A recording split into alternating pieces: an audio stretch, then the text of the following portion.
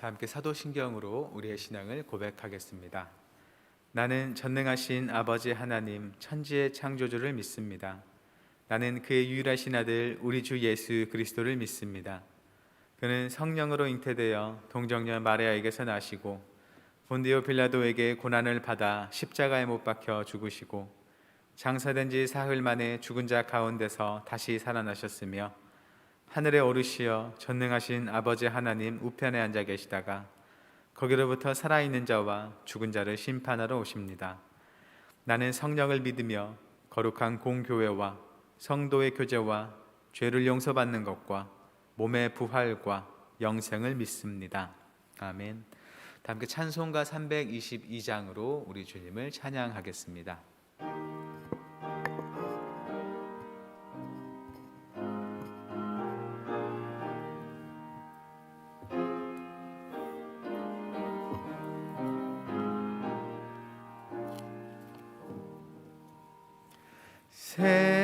세상의 헛된 신을 버리고 하나님 이름 높여 기리세.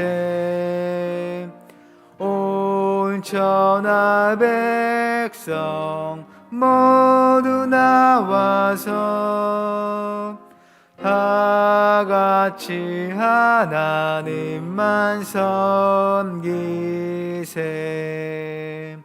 세상의 헛된 우상 버리고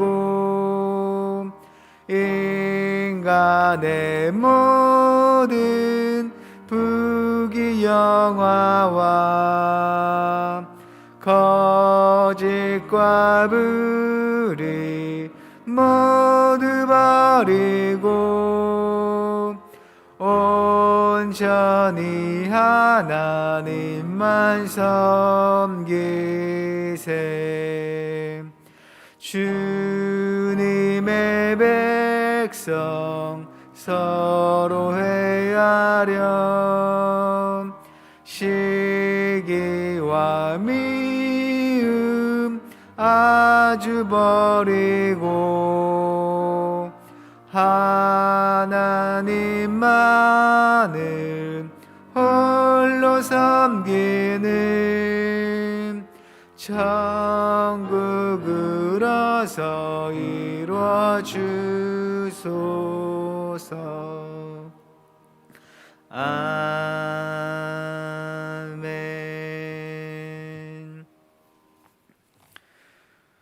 오늘 우리에게 주시는 하나님의 말씀은 신약성경 요한복음 7장 1절부터 13절까지의 말씀입니다. 신약성경 155쪽에 있습니다.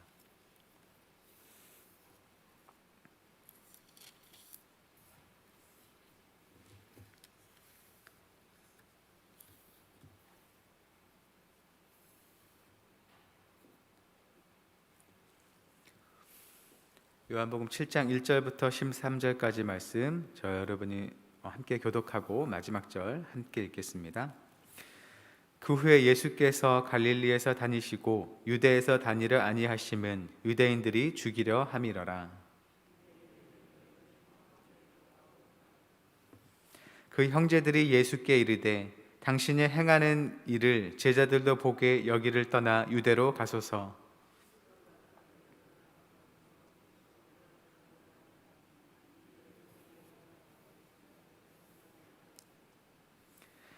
이는 그 형제들까지도 예수를 믿지 아니함이러라.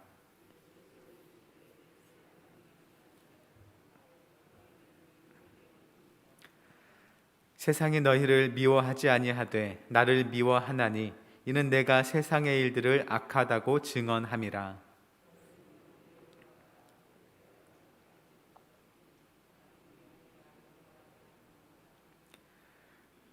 이 말씀을 하시고 갈릴리에 머물러 계시니라.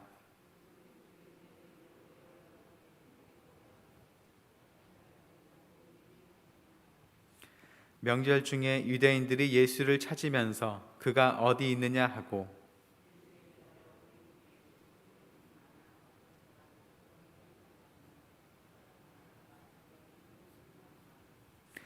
그러나 유대인들을 두려워함으로 드러나게 그에 대하여 말하는 자가 없더라. 아멘.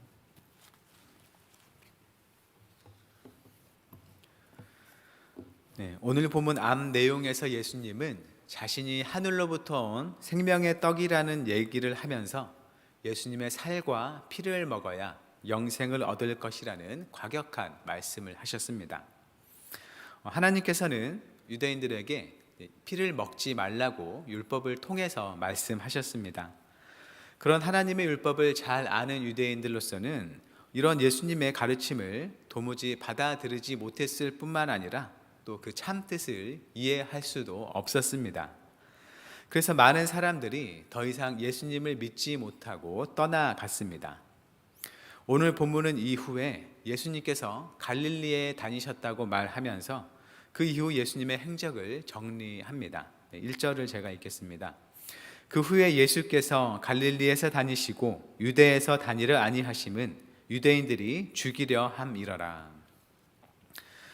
예수님이 유대에 다니시지 않는 이유로 유대인들이 예수님을 죽이려 했기 때문이라고 말하고 있습니다. 유대인들이 예수님을 죽이려 했던 시도는 앞서 5장 이야기에서 예수님이 베데스다 연못가에 있던 38년 된 병자를 고쳐주셨을 때 처음 언급되었습니다. 예수님이 오래된 병자를 고치시는 안식일 고치시면서 당시 안식일 규정을 범했고 또 그 병자가 자리를 들고 다니게 해서 안식일 규정을 범하게 했고 또 예수님이 하나님과 자신을 동격으로 말한 것에 대해서 유대인들은 예수님에 대해 격분하면서 예수님을 죽이고자 하는 마음을 갖게 되었습니다. 그래서 이후로도 유대인들은 예수님에 대해서 예의주시하며 매우 경계했던 것으로 보입니다. 그래서 예수님은 유대인의 위협을 피해서 유대로 다니지 않고 갈릴리에 머무셨습니다. 그리고 시간이 흘러서 이제 유대인들의 명절인 초막절이 가까워졌습니다. 2절입니다. 유대인의 명절인 초막절이 가까운지라. 네, 이 초막절은 유월절과 또 오순절과 함께 이스라엘의 3대 절기 중에 하나입니다. 옛날 이스라엘이 애굽에서 해방된 후에 40년간 장막 생활을 한 것을 기념하고 또 그때 그들을 돌보신 하나님의 은혜에 감사하면서 장막을 짓고 일주일간 거기서 온 가족이 지내면서 지켰던 절기입니다. 또 이때는 농사가 끝나고 곡식을 저장했던 때였기 때문에 풍성한 수확을 허락하신 하나님께 감사를 드리는 추수감사절의 성격도 있었습니다. 그래서 이 초막절은 이스라엘에게 민족적인 감사의 절기로서 많은 사람들이 예루살렘에 모이는 때였습니다. 이 초막절이 가까운 즈음에 예수님의 형제들이 등장해서 예수님께 얘기를 합니다. 3절입니다. 그 형제들이 예수께 이르되 당신이 행하는 일을 제자들도 보게 여기를 떠나 유대로 가소서. 네, 예수님의 형제들이 예수님께 예루살렘에 있는 유대로 가시도록 권유하고 있습니다. 그 이유로 두 가지를 말합니다. 첫째는 예수님이 하시는 일을 제자들도 보게 하라는 것입니다. 여기서 말하는 제자는 우리가 흔히 얘기하는 12제자뿐만이 아닌 것입니다. 예수님과 가장 가까운 12제자는 지금 예수님과 함께 하면서 예수님이 하시는 일을 보고 있기 때문에 여기서 형제들이 말하는 제자들은 그보다는 더 넓게 예수님을 따르고자 하는 모든 사람들을 가리키는 것으로 보입니다. 요한복음에서는 12제자처럼 예수님과 가까이 하지 않더라도 예수님을 따르는 많은 사람들을 제자라고 부르는 걸 볼 수 있습니다. 그런데 이런 제자들은 예수님의 말씀이나 행동이 자기에게 걸림이 되면 그리 망설이지 않고 예수님을 떠나곤 하는 모습을 보여줍니다. 그렇게 요한복음 저자는 예수님을 제대로 믿지 않아도 예수님을 따라다니는 것만으로도 제자라고 부르는 걸 볼 수 있는 겁니다. 가령 요한복음 6장 66절은 이렇게 말합니다. 그때부터 그의 제자 중에서 많은 사람이 떠나가고 다시 그와 함께 다니지 아니하더라. 네, 예수님이 일으키는 기적, 특히 오병이어 기적을 보고 먹을 것을 위해서 예수님을 따랐던 많은 사람들도 이 요한복음 저자는 제자라고 불렀던 걸 볼 수 있습니다. 예수님의 형제들이 예수님께 바란 것은 많은 사람들이 모이는 유대 예루살렘으로 가서 지금보다 많은 사람들, 지금보다 많은 제자들, 예수님을 따르는 사람들을 만들라는 것으로 보입니다. 형제들은 자기들의 형님인 예수님이 많은 제자들을 거느리면서 더 큰 세력을 갖기를 원했던 것이죠. 형제들은 이어서 4절에서 이렇게 말합니다. 스스로 나타나기를 구하면서 묻혀서 일하는 사람이 없나니 이 일을 행하려 하거든 자신을 세상에 나타내소서 하니. 둘째로 형제들이 예수님께 유대로 가시도록 권유한 이유는 형제들이 볼 때 예수님은 자신이 세상에 나타나기를 원하시는 것 같은데, 그렇다면 기적의 일들을 조용히 행하지 말고 많은 사람이 보는 데서 행하라는 것입니다. 형제들도 예수님이 일으키는 기적을 보고 그 일들의 능력을 인정하는 것으로 보입니다.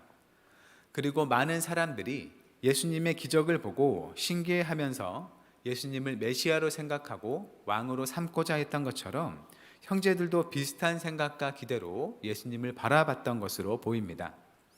그러니 예수님이 사실 스스로를 사람들에게 나타내고 싶다면 사람들이 많이 모이는 초막절에 예루살렘에 가서 사람들 앞에서 기적을 일으키면서 자신을 나타내고 사람들에게 자신을 이스라엘을 다스리는 메시아로 인정받으라는 말로 볼 수 있습니다. 본문 5절은 형제들이 예수님께 이런 권유를 하는 이유를 이렇게 말합니다. 이는 그 형제들까지도 예수를 믿지 아니함이러라. 예수님과 가장 가까이 지냈다고 할 수 있는 예수님의 형제들까지도 예수님을 믿지 않았다고 말합니다. 여기서 믿지 않았다는 것은 예수님의 일을 가짜로 생각했다기보다는 예수님이 실제로는 어떤 메시아인지를 이해하지 못했다는 것으로 볼 수 있습니다. 예수님의 형제들도 당시 일반 사람들이 기대했던 세상적인 메시아, 강한 힘으로 이스라엘을 풍요롭게 해주는 그런 메시아를 기대했지, 앞서 예수님께서 말씀하셨던 것처럼 자신의 살과 피, 자기의 생명을 내주며 죄와 죽음에서 구원하시는 메시아로서는 보지 못했다는 것입니다.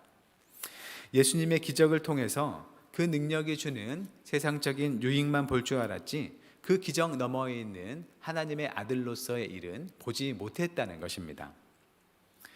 예수님은 형제들의 권유에 대해서 이제 대답하십니다. 6절부터 8절 말씀을 제가 봉독합니다. 예수께서 이르시되 내 때는 아직 이르지 아니하였거니와 너희 때는 늘 준비되어 있느니라. 세상이 너희를 미워하지 아니하되 나를 미워하나니 이는 내가 세상의 일들을 악하다고 증언함이라. 너희는 명절에 올라가라. 내 때가 아직 차지 못하였으니 나는 이 명절에 아직 올라가지 아니하노라. 예수님은 아직 때가 이르지 않고 또 차지 않았다면서 형제들의 권유를 거절합니다. 예수님은 무슨 일이든 스스로 행하지 않고 아버지 하나님께서 보이신 일을 행한다고 이미 말씀하신 바가 있습니다. 그래서 예수님의 때는 하나님이 이끄시는 때, 하나님이 계획하신 때를 가리키는 것으로 볼 수 있는데 지금은 그 때가 아니라는 것이죠. 예수님은 사람들의 말과 요구를 따라서 행하지 않고 오직 하나님의 뜻에 순종해서 행하심을 보여주십니다. 하지만 형제들이 예루살렘에 올라가는 것은 언제든지 가능하다고 말씀하십니다. 왜냐하면 이 형제들은 세상에 속한 자들이기 때문에 세상이 그들을 미워하지 않기 때문이라 말씀하십니다. 그들이 예루살렘에 올라가는 것은 아무 일도 일으키지 않을 것입니다. 하지만 예수님은 세상에 속하지 않았고 또 세상이 악하다고 고발하기 때문에 세상은 예수님을 미워합니다. 그래서 만약 예수님이 형제들이 원하는 방식으로 형제들의 때를 따라 올라간다면 그것은 분명 예수님과 관련하여 문제를 일으킬 것입니다. 그래서 예수님은 일단 갈릴리에 머무십니다. 하지만 형제들이 이제 명절에 예루살렘에 올라가자 예수님도 올라가시는 모습을 보여주십니다. 10절입니다. 그 형제들이 명절에 올라간 후에 자기도 올라가시되 나타내지 않고 은밀히 가시니라. 예수님은 은밀히 예루살렘에 올라가십니다. 형제들이 제한한 때가 아니라 하나님이 인도하시는 때를 따라서 올라가셨고, 형제들이 원했을 방식, 즉 공개적으로 사람들에게 능력을 과시하며 사람들을 모으는 방식이 아니라 사람들이 알지 못하게 은밀히 올라가셨습니다. 이제 예루살렘에 있는 유대인들의 모습이 묘사됩니다. 11절부터 13절까지 말씀입니다. 명절 중에 유대인들이 예수를 찾으면서 그가 어디 있느냐 하고 예수에 대하여 무리 중에서 수군거림이 많아 어떤 사람은 좋은 사람이라 하며 어떤 사람은 아니라 무리를 미혹한다 하나, 그러나 유대인들을 두려워함으로 드러나게 그에 대하여 말하는 자가 없더라. 예수님과 형제들의 예상대로 예루살렘에서는 예수님에 대한 사람들의 관심이 많이 있었습니다. 예수님을 찾는 사람들도 있고, 또는 예수님에 대해서 좋거나 혹은 나쁘거나 그런 평가를 하는 사람들도 있었습니다. 하지만 예수님을 죽이고자 하는 유대 권력층의 그런 분위기를 알고 있는지 사람들은 예수님에 대해서 드러나게 말하지는 못했습니다. 세상이 자신을 미워한다는 예수님의 말씀처럼 예수님에 대한 언급조차도 쉬쉬하며 얘기해야 할 정도로 적대적인 상황이 바로 당시 유대의 모습이었습니다. 이제 말을 맺겠습니다. 오늘 본문에 등장하는 예수님의 형제들과 예루살렘에 있는 사람들의 모습은 예수님을 믿고 따르는 우리의 모습을 돌아보게 합니다. 예수님과 가장 가까이 있던 형제들도 예수님에 대해서 오해했던 것처럼 항상 예수님의 이름을 말하는 우리에게도 그런 오해가 있지는 않은지 우리 자신을 돌아보게 하는 겁니다. 예수님의 이름을 말하고 그 이름으로 기도하고 그 이름을 찬양하지만 하나님이 바라고 뜻하시는 모습대로 우리가 주님과 함께 하는지를 살펴봐야 하는 것이죠. 우리가 예수님을 찾고 구하는 것이 세상을 살리시려 십자가에서 아들을 내어주신 하나님의 뜻을 따르려는 것인지, 아니면 오병이어 기적을 경험한 사람들처럼 단지 나의 필요만을 구하기 위해서인지를 돌아봐야겠습니다. 또 나는 예수님을 따르기 위해서 세상과 다른 길을 가고 있는지, 아니면 세상의 흐름과 함께 흘러가고 있는지를 살펴봐야겠습니다.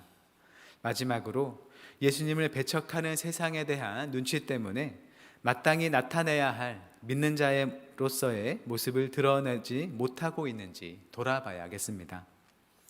우리의 모든 믿음의 삶에서 하나님께서 말씀하시는 방향의 믿음과 뜻을 추구할 수 있기를 바랍니다.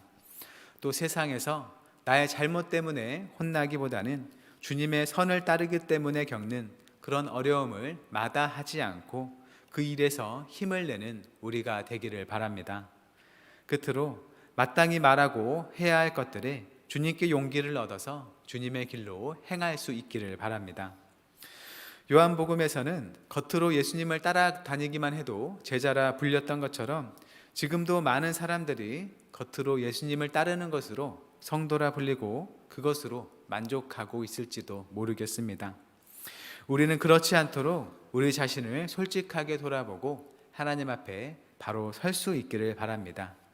주님께서 우리에게 너희는 세상에 속하지 않고 나에게 속했다고 말하실 수 있도록 주님 뜻을 바로 알고 그 길을 따를 수 있기를 바랍니다.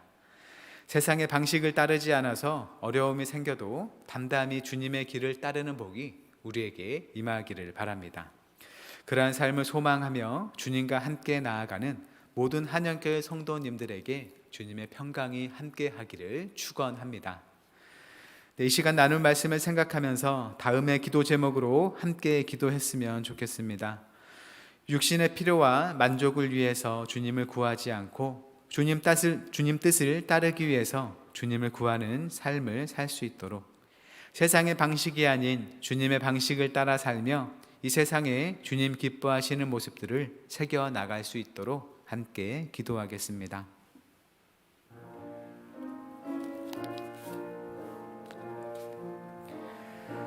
사랑의 하나님, 우리가 참으로 이 세상을 살아가는 게 힘겹고 고달파서 우리 삶의 피로와 만족을 위해서 주님을 구할 때가 많이 있습니다.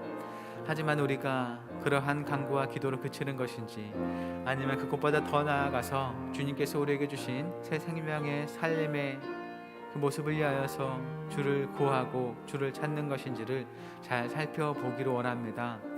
하나님, 주님께서 날마다 우리에게 일용할 양식을 주시며 우리의 모든 필요와 만족과 행복을 위해서 은혜를 베푸심을 믿습니다.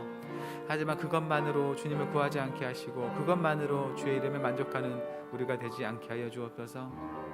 오히려 그보다 더 많은 것을, 더욱더 깊은 것을, 하늘의 복을 주기 원하시는 하나님의 마음을 알아서 하나님께서 허락하시는 평강을 따라 살게 하시고 주께서 우리에게 말씀하시는 가르침을 따라 살며 참으로 주님을 알며 사는 것이 무엇인지, 주께서 우리에게 주시는 영생의 삶이 무엇인지를 우리가 경험하고 그 길을 늘 추구하며 살도록 주여 도와주옵소서.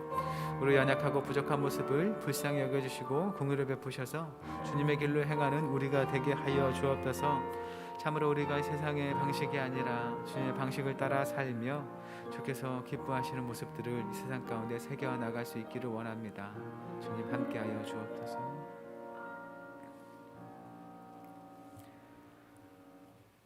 참 생명을 주시는 하나님, 우리가 늘 주님의 이름을 부르고 주님의 이름으로 기도하며 살면서도 막상 주님과 가까이 있지 못한 채로 지냈던 건 아닌지 우리 자신을 돌아봅니다. 주님 뜻에 어긋나는 일들을 주님의 이름으로 하고 주님께서 기뻐하시지 않는 일을 주님을 위한다는 명목으로 행하지는 않았는지 생각해 봅니다. 앞으로 우리에게 허락하시는 삶이 순전하게 주님과 가까이 동행하는 삶이 되도록 은혜 베풀어 주옵소서. 무작정 달려가는 삶이 아닌 때때로 우리가 가는 길을 돌아보며 우리의 마음과 생각을 세심하게 들여다보아 하나님 앞에 바로 세우기를 게을리하지 않는 삶이 되게 하옵소서. 주님께서 주시는 것으로 진정 만족하며 하나님을 거스르는 세상 속에서 하나님을 기뻐하고 나타내는 귀한 성도의 삶을 살게 하옵소서. 오늘도 주님의 선한 능력을 의지하는 모든 성도의 발걸음을 인도해 주시길 구하오며 예수님의 이름으로 기도드립니다. 아멘. 하늘에 계신 우리 아버지, 아버지의 이름을 거룩하게 하시며 아버지의 나라가 오게 하시며 아버지의 뜻이 하늘에서와 같이 땅에서도 이루어지게 하소서. 오늘 우리에게 일용할 양식을 주시고 우리가 우리에게 잘못한 사람을 용서하여 준 것 같이 우리 죄를 용서하여 주시고 우리를 시험에 빠지지 않게 하시고 악에서 구하소서. 나라와 권능과 영광이 영원히 아버지의 것입니다. 아멘.